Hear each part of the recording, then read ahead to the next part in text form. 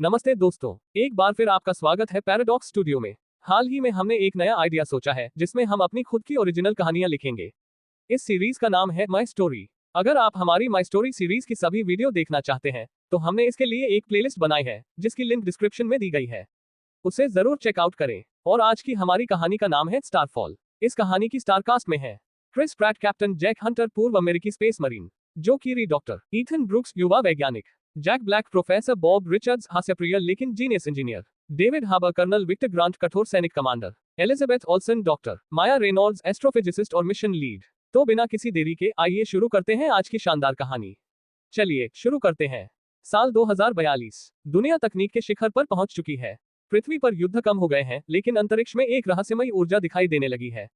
दुनिया के कई उपग्रह अचानक नष्ट हो जाते हैं। भारत सहित कई देशों की संचार व्यवस्था ठप होने लगती है। वैज्ञानिकों को पता चलता है कि सूर्य के पास एक विशाल ऊर्जा गोला बन रहा है जिसे स्टारफॉल को नाम दिया जाता है।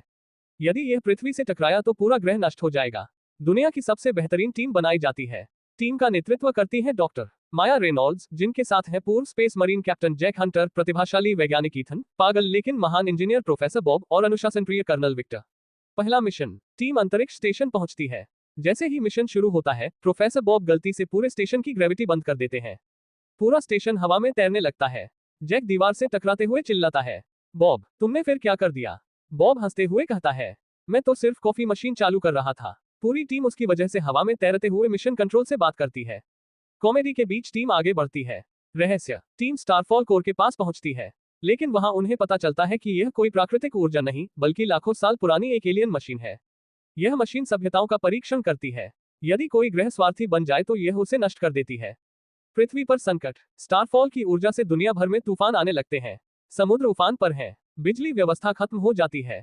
भारत, अमेरिका, जापान, फ्रांस सभी देश मिलकर अपने नागरिकों को बचाने लगते हैं। भारत की अंतरिक्ष एजेंसी भी अपनी तकनीक और वैज्ञानिक सहायता मिशन को भेजती है। भारतीय वैज्ञानिकों द्वारा विकसित ऊर्जा स्थिरीकरण एल्गोरिथम टीम के लिए महत्वपूर्ण साबित होता है। यह दिखाया जाता है कि मानवता किसी एक देश की नहीं बल्कि पूरी पृथ्वी की जिम्मेदारी है। भावनात्मक मोड़। डॉक्टर माया को पता चलता है कि स्टारफॉल कोर को बंद करने के लिए किसी एक व्यक्ति को उसके अंदर जाकर अपना जीवन बलिदान देना होगा। विक्टर तुरंत कहता है, मैं सैनिक हूँ, यह मेरा कर्तव्य है, लेकिन जैक मना कर देता है। टीम के बीच बहस होती है। तभी ईथन एक नया तरीका खोजता है। सबसे बड़ा एक्शन। टीम एलियन मशीन के भीतर प्रवेश करती है। अंदर हजारों रोबोट सैनिक जाग जाते हैं। भीषण लड़ाई शुरू होती है। जैक एक साथ दर्जनों रोबोटों को खत्म करता है। विक्टर भारी हथियारों से रास्ता साफ करता है। माया मशीन के कंट्रोल सिस्टम तक पहुंचने की कोशिश करती है। ईथन एलियन भाषा को डिकोड करता है। उधर प्रोफेसर बॉब गलती से दुश्मन रोबोटों की पूरी सेना का कंट्रोल अपने हाथ में ले लेता है। वह हंसते हुए कहता है, अब देखो, ये सब मेरे कर्मचारी हैं। रोबोट अचानक अपने ही साथियों पर हमला करने लगते हैं। टीम हंसते हुए आगे बढ़ती है। सबसे बड़ा ट्विस्ट। एलियन मशीन बोलती है, मानव जाति, तुम्हारा सबसे बड़ा हथियार विज्ञान नहीं, एकता है। माया और ईथन मिलकर मशीन के कोर को रिप्रोग्राम कर देते हैं। जैक और विक्टर अपनी जान जोखिम में डालकर ऊर्जा को स्थिर रखते हैं। बॉब आखिरी समय पर विस्फोट होने से पहले पूरी टीम को बाहर निकाल देता है। स्टारफॉल कोर धीरे धीरे शांत हो जाता है। क्लाइमैक्स। विशाल ऊर्जा विस्फोट के बाद पृथ्वी बच जाती है। दुनिया के सभी देश राहत की सांस लेते हैं। हर देश अपने वैज्ञानिकों, सैनिकों और बचाव दल का सम्मान करता है।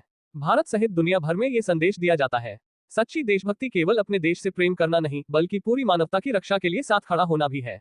अंत। कुछ महीनों बाद टीम को संयुक्त वैश्विक सम्मान से नवाजा जाता है। बॉब मंच पर भाषण देने आता है।